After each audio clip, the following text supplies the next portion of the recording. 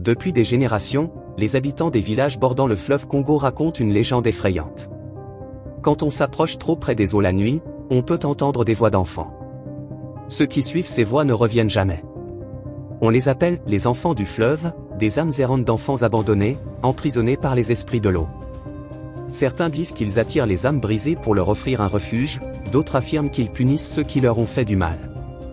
Mais personne n'a jamais osé vérifier, jusqu'à ce que l'histoire d'Amélie vienne bouleverser la rumeur. Avant de continuer, abonne-toi et laisse un j'aime, si t'aimes les histoires captivantes et intéressantes.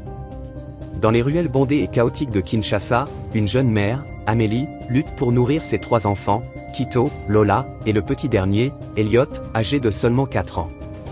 Leur père a disparu depuis longtemps, et la pauvreté les écrase.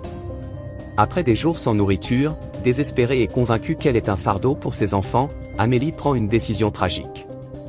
Elle emmène ses 3 enfants sur les rives du fleuve Congo, prétendant leur offrir une promenade. Au bord du fleuve, sous la lumière blafarde de la lune, Amélie serre ses enfants une dernière fois et leur murmure des mots d'amour. Elle leur ordonne de ne pas bouger, puis s'éloigne brusquement, les abandonnant dans l'obscurité. Persuadée qu'ils seront mieux sans elle, elle retourne à la ville, les larmes inondant son visage. Les jours passent, mais les enfants ne réapparaissent pas. Pourtant, les habitants des environs affirment voir des ombres étranges près du fleuve. Des pêcheurs racontent que des voix d'enfants chantonnent la nuit, appelant les gens par leur prénom et promettant des trésors cachés dans l'eau. Certains disent avoir vu un groupe d'enfants jouer au bord du fleuve, leur rire résonnant comme un écho surnaturel. Un soir, un vieil homme, Tata Ngala, un conteur respecté dans le quartier, avertit les habitants que les enfants abandonnés ne disparaissent pas toujours. Le fleuve Congo est vivant, dit-il. Il prend les âmes blessées et en fait ses gardiens. Ces enfants ne pardonnent pas à ceux qui les ont abandonnés.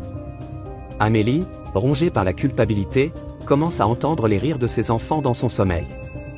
Elle rêve de leurs visages, mais ils sont pâles, leurs yeux vides. Elle commence à sentir leur présence autour d'elle, surtout la nuit. Lorsqu'elle passe près du fleuve, elle entend des murmures familiers qui l'appellent.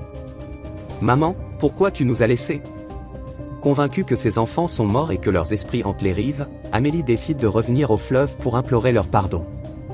Mais ce qu'elle découvre dépasse son imagination. Les eaux sombres du fleuve bouillonnent, et 3 silhouettes émergent. Ce sont Kito, Lola et Elliot, mais ils ne sont plus les mêmes. Leur peau semble glaciale, leurs yeux évoquent les profondeurs du fleuve, et leur voix présage une douleur ancienne.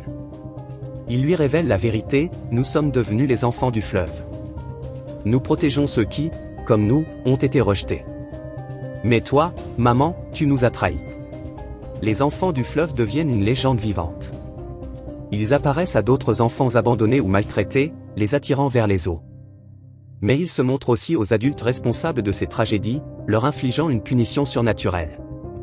Les rumeurs circulent, des parents violents disparaissent mystérieusement, et des corps sont retrouvés près du fleuve.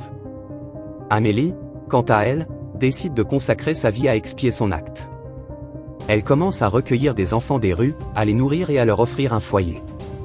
Mais chaque nuit, elle retourne au fleuve, espérant revoir ses enfants et leur montrer qu'elle a changé. Un jour, alors qu'elle est au bord de l'eau, une voix douce murmure « Maman, ton amour est revenu. Mais nous ne pouvons pas revenir. Protège les autres à notre place. » Les silhouettes des 3 enfants apparaissent essentiellement avant de disparaître dans le courant. Un an plus tard, un groupe de pêcheurs découvre une île au milieu du fleuve qu'ils jurent n'avoir jamais vue auparavant.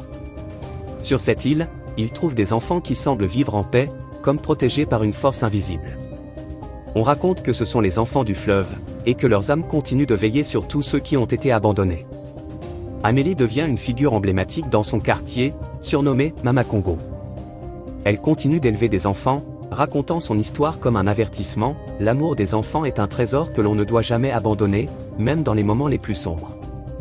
L'histoire des enfants du fleuve enseigne que chaque enfant a une valeur immense et que les décisions prises dans le désespoir peuvent avoir des conséquences tragiques.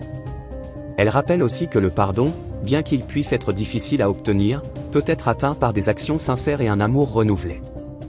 Ne laissez jamais les ténèbres de vos circonstances éteindre la lumière de votre responsabilité envers ceux qui vous aiment. Merci d'avoir regardé jusqu'à la fin. Si cette histoire vous a touché et que vous aimez les récits en tout genre et des intrigues captivantes, n'hésitez pas à laisser un j'aime et à vous abonner pour ne pas manquer nos prochaines vidéos. Mettez en commentaire vos avis sur cette histoire, je suis curieux de savoir ce que vous en avez pensé, faites en profiter à vos amis en la partageant, et enfin dites-nous d'où vous regardez. Je vous dis à bientôt pour une prochaine histoire.